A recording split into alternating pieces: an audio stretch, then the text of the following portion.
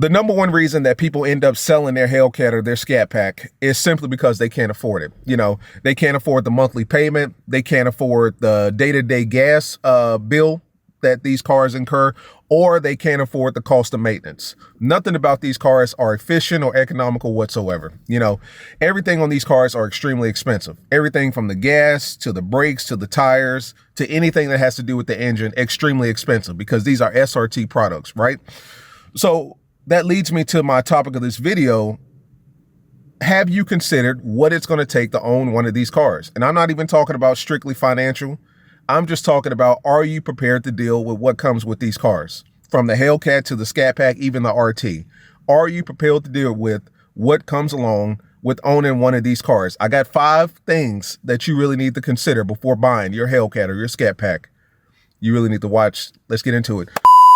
What's going on, guys? It's your boy Knockout 360 here with another video for you guys. You can tell I'm in a car. That makes this a car blog. You don't know how it's going down when I come around. Let's get into it. I've got car content, car shows, car reviews, car meets, anything and everything car related happens on this channel. So if you're into that, make sure that you stick around because you are in the right place. For everyone else, hit that subscribe button as well as that notification bell so that you know what's coming out and when it's coming out. So recently, I've been seeing a lot of people get rid of their Hellcats and their Scat Packs, Trackhawks as well, even their TRXs as well. And, you know, that kind of leads me to thinking a little bit, you know, these cars are going to do exactly what you expect them to do. So it's not a situation where you bought a car and it underperformed or it underwhelmed you. You know what I'm saying? When you buy your 700 horsepower Hellcat or even your Scat Pack, you know exactly what it's going to do. It's loud, it's fast, and it looks good doing both of those things, which is exactly what you expect. So we can't make it a situation of it underwhelmed me or, you know, I was expecting more. You know exactly what you were getting and you expected exactly what you got. You know what I'm saying? So we can't make it that.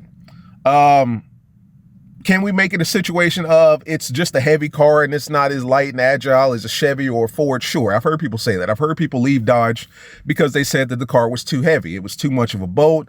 It was too much of a, you know, it just wasn't agile enough for them. And they wanted something that was a little faster and much more quicker. I understand that. Majority of the reason that people get rid of these cars and they don't tell you is simply because they can't afford them. There is nothing economical about owning these cars whatsoever. You know what I'm saying? Everything from what you pay on the day-to-day to what you pay on a month-to-month. There is nothing efficient or economical about these cars, which is what leads me to the topic of this video. Things that you guys really need to consider before buying these cars. Let's start from the bottom and work our way up, shall we? Number 5, will you want to upgrade in the future?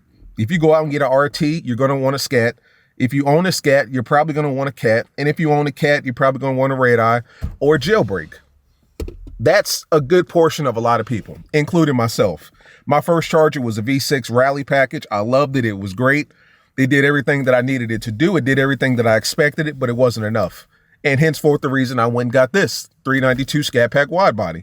I love it. It's loud. It's powerful. Makes a lot of noise. Kicks up a lot of smoke. A lot of attention. The whole 9. I love it. But I'm going to be honest with you. This car isn't going to be here in the next 3 to 4 months, guys. It's going to be Hellcat time. I will be upgrading.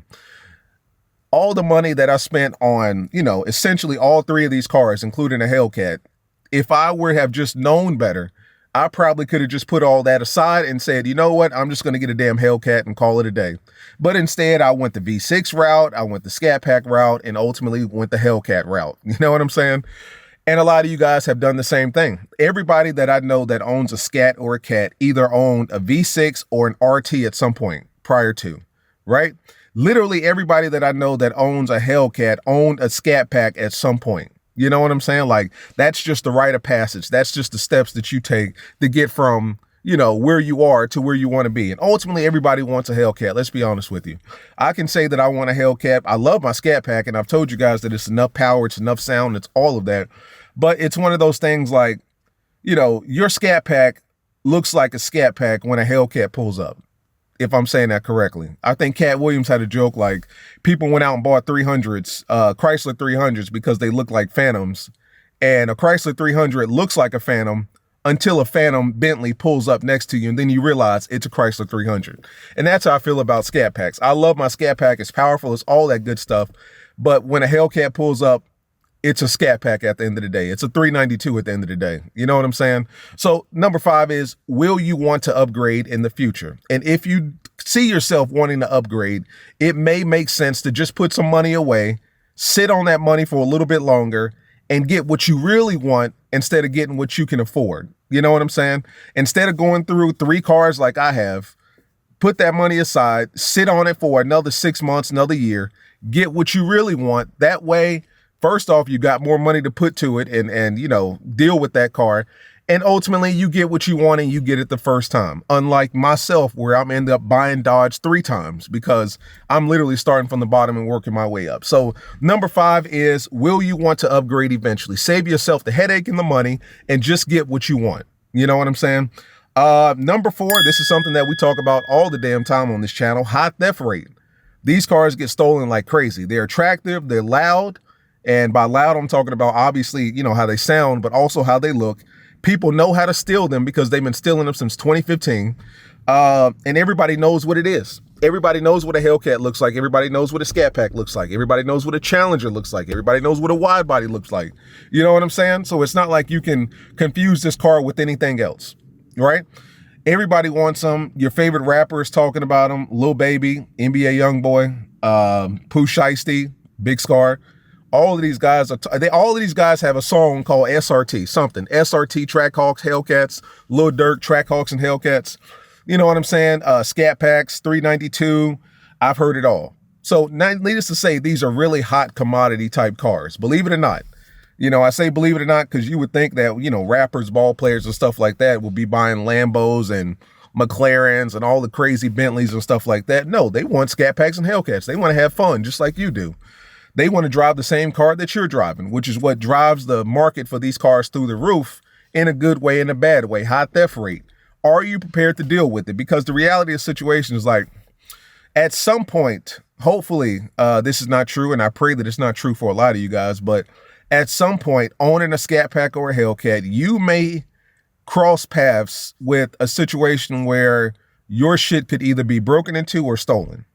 The reason I got so much low jack on my car right now is because of that fact. Because I know that, for one, it sticks out. It's a damn Charger Scat Pack wide body, big ass red stripe in Charlotte, 1 of 1, unfortunately, or fortunately. And I know that there's a chance that something could happen. It's more likely to happen to my car than it is to the Nissan or the Corolla or the Toyota next to me. You know what I'm saying? So high theft rate. Are you prepared to deal with the bullshit of owning a Scat Pack or a Hellcat when it comes to possibly coming out one day and not seeing your car, or seeing your car, but all 4 of the windows are busted? That's a headache in and of itself, but that's something that we got to deal with every single day. Every single time I walk away from my car and I park it in a public spot, you know, I look at it like I may never see it again. You know what I mean? Or I look at it like I may never see it how it is again, you know? So that's number 4, high theft rate. Number 3, and this affects all of us, gas. Gas prices right now are actually looking pretty good. Like in Charlotte right now, they've got regular for $2.99. I get premium in Troutman, North Carolina, which is, they only have 1 Sheetz up there. Sheetz happen to have the cheapest gas in North Carolina, like period. And I get it for like $3.09, $3.08, $3.10, something like that. But there was a time that gas was pushing $5. You know what I'm saying? Let's just keep it real. And for a lot of you guys that's on the West Coast or even, you know, the Midwest, some of you guys are still paying $4.50, $4.75, maybe $5, right? And if you add that up, 18-gallon tank times $5 or $4 and change, you'll come to the realization that, shout out to my boy right here. Look at this Daytona that's about to pull up in the corner. Yeah, but you'll realize that that's an easy 60, 70, 80 bucks down the drain. And for you guys that's on the West Coast where gas was $5.50 and $6 and $7, that's $100 that you're putting in your tank. And that's not gas that's going to last. Don't for 1 second think that this is like a diesel truck where you put in $100, $150 and then, you know, it lasts you for 2-3 weeks. No, that's $100 and $150 that's going to last you for another 2 or 3 days. Even in eco mode, 2 or 3 days. I drive my car in eco mode probably 80% of the time, and I'm barely averaging a little over 16 miles to the gallon. Now that's because, you know, I had a heavy foot last week. I was doing some things, but most of the times I'm barely lucky to average about 17, 18 miles to the gallon. So gas, It's frustrating. And the thing about it is this car only takes premium gas, 93. I know some of you guys live in states where it's 91, so 91, but you can't put any other bullshit in this car. I think I've heard of one person that put regular in their car, and they said it was, surprisingly, our engines are pretty resilient. Like, they're not going to knock immediately. You know, you're not going to get that engine knock immediately, but I can't imagine that that's good for the engine to be putting regular gas in a car that only takes premium. So the most expensive gas is what you're going to be putting in this car at all times, and you're going to be putting it in your car more often than the average person. So you're spending the highest amount on gas, and you're at the gas pump every other day, if not every 2 days. So that adds up. If you're spending $60, $70 a week, 4 weeks out the month, that's $200-300 right there that you could literally be putting aside for something else. You know what I'm saying? Let's just keep it real here. So gas is what? That's number 3. Number 2 is the cost of maintenance. You know what I'm saying? Everything on these cars are SRT products, man. I had to learn things the hard way because, like I said, I came from a V6 Charger. And my oil changes and tire rotations at Dodge, mind you, at the dealership that I bought the car from, no discount, no bullshit on top, I was paying no more than about 70, I want to say 66, $70 for my V6 to get my oil change and my tires rotated. My first time getting my oil change and tires rotated at Dodge came out to about $164. I'll lie to you not. The oil change was about $130, $140, and then the tire rotations, if I'm not mistaken, was $19.99. $164 is what I paid for my first oil change and tire rotation. You know what I'm saying? Like, that's a shock. That's double what I was paying for my damn V6. And the thing about these performance cars is if you drive these cars on a daily, you're going to burn through oil at a much faster rate than a 3.6 or 5.7 or a Nissan or a Toyota. So not only are you paying top dollar when it comes to oil change and tire rotations, you're going to be getting your oil change and tire rotated more frequently than the average person. So you're going to be paying that $164 more often than the average person. Because a lot of people will say that the rule of thumb is get your oil change every, 5 to 7,000 miles, maybe even 10,000, depending on the type of car. I remember my first car was a Honda Civic, and I changed the oil probably every 7,000 miles. With the Scat Pack, a big 6.4 liter Hemi, 6.2 liter supercharged, if you push it past 3,500 miles, you're in the danger zone. The lowest that I've ever let my percentage get to was about 10%. That's a lie. Probably at about 3%. You know what I'm saying? One of my homeboys actually let his get down to 0, and he said his car was fine. I don't advise that, but, you know, if push comes to shove and you got to do what you got to do, how you got to do it, then I understand people who do that. But, you know, rule of thumb is you don't really want to let your car get down that low. You know what I'm saying? So 10% is about as low as you want to let it get down to, which is about 3,500, 4,000 miles. So more often, and it's more expensive. Are you prepared for that? And God forbid you have some sort of drivetrain issue and you don't have a warranty behind you, you kiss your ass goodbye. I had a situation when I first bought this car. I got into a little fender bender and I needed a new front end completely. And mind you, it's the wide body joint, $7,000 because it's an SRT wide body front end, or an SRT front end, I should say. $7,000. Of course, my insurance took care of you, boy, but $7,000. Just for the front end.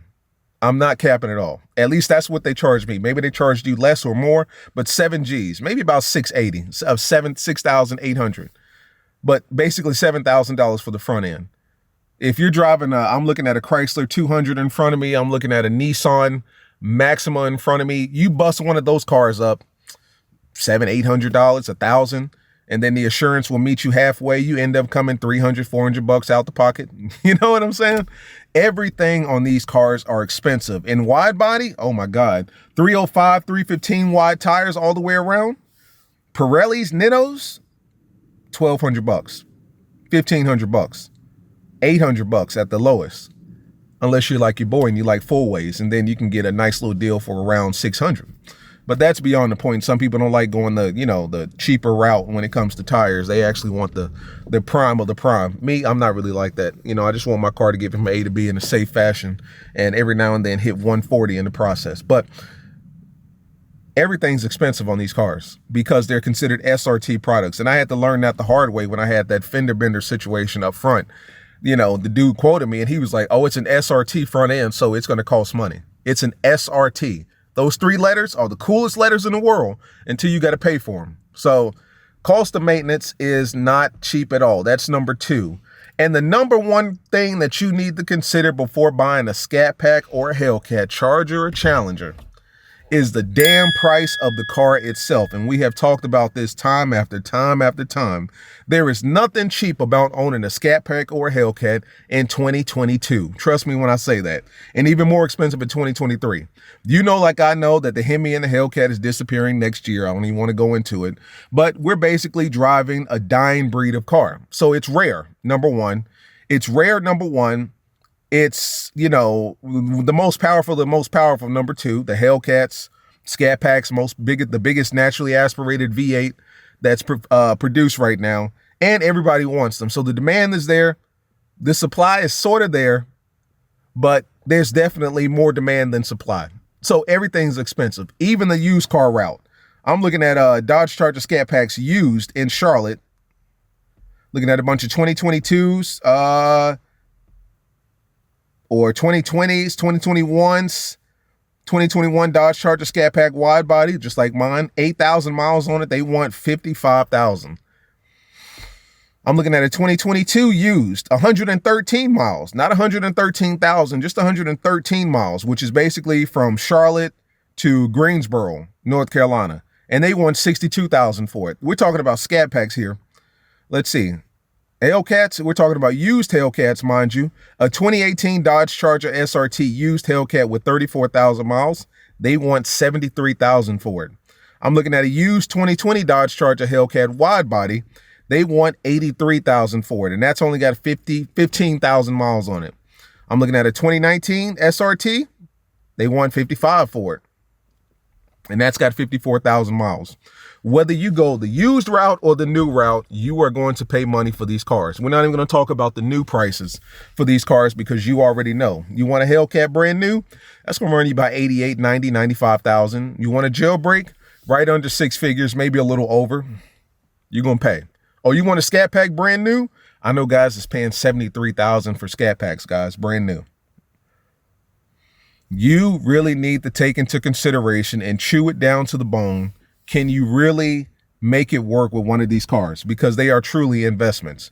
Because literally from the moment that you drive them off the lot, you're going to be investing money, attention, third-party products, security devices, all sorts of upgrades and stuff like that to keep this car running in tip-top and make it yours. Because you guys know, like I know, the first thing that we do with these cars is we want to make them ours, separate them from everybody else. We put the stripes, we put the B, we put the cat, we put, blue lights, red lights, all sorts of stuff on them because we want to separate ourselves from the pack. All of that shit's expensive, guys. When you add those 3 letters, SRT, onto the front of the car, you're going to pay. You know what I'm saying? You are going to pay.